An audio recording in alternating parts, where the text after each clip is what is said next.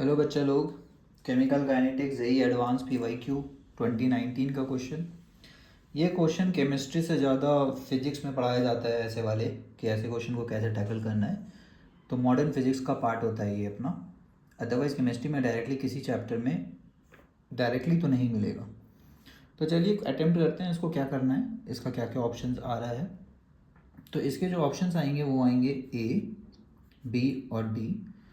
और थोड़ा मोड़ा लॉजिक देखते हैं कि कैसे आ रहा है। तो फर्स्ट वाला जो है यूरेनियम से थोरियम, ये एक फेमस रिएक्शन है।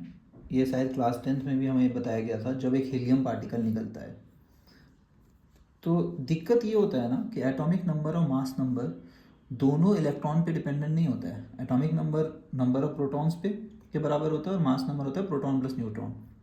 तो अगर इलेक्ट्रॉन का हेरा फेरी है ना, तो अपने को एक्चुअली पता नहीं चल पाता है कि इलेक्ट्रॉन का कितना हेरा फेरी है। प्रोटॉन वगैरह तो पता चल जाता है।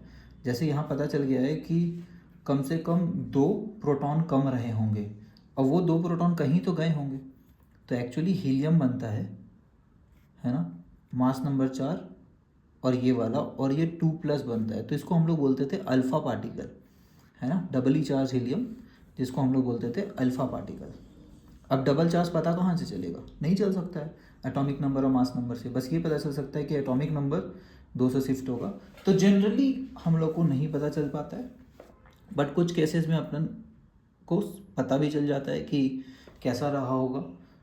तो अभी आगे वाले में देखेंगे कैसा रहा होगा। तो ये अल्फ़ा पार्टिकल है और ये अल्फ़ा पार्टिकल कहाँ जाएगा, नेगेटिवली चार्ज पार्टिकल की तरफ अट्रैक्ट होगा। प्लस वाले नेगेटिव की तरफ जाते हैं। अब सेकेंड वाला जो रिएक्शन है थोरियम, फिर से पता चल नहीं रहा अपने को ऐसे डायरेक्ट देख के,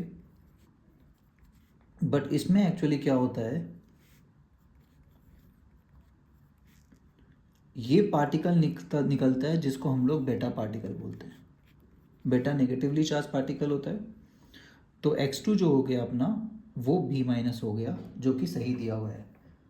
ठीक है, जो थर्ड स्टेप है वो भी एकदम सेम तरह से चल रहा है कि आपको Pa दिया हुआ 91, 234, है ना, जेड तो अगेन जेड 234 दिया हुआ है। लेकिन आगे आपको फिर से दिख रहा है कि थोरियम बन जाता है 90 वाला। तो यहाँ पे भी वही होता है कि बेटा निकलता है। ठीक है, तो यहाँ पे बेटा पार्टिकल एमिट हो रहा है। तो अब यहाँ पे बोल रहा है कि x3 गामा है, तो गलत हो गया, x3 गामा नहीं है। ठीक है, ये x2 ये x3, x3 भी अपना क्या है, बेटा पार्टिकल है। तो C अपना इनकरेक्ट हो गया है। क्लियर। और क्योंकि मास नंबर जो है अपने को दिख रहा है जेड का, फिर से आ जाएगा 92 के अराउंड। तो अपना जो जेड होगा वो आइसोटोप होगा यूरेनियम का। Clear. Atomic number, sorry mass number तो सेम है, atomic number different, mass number same. ये किसका पहचान है,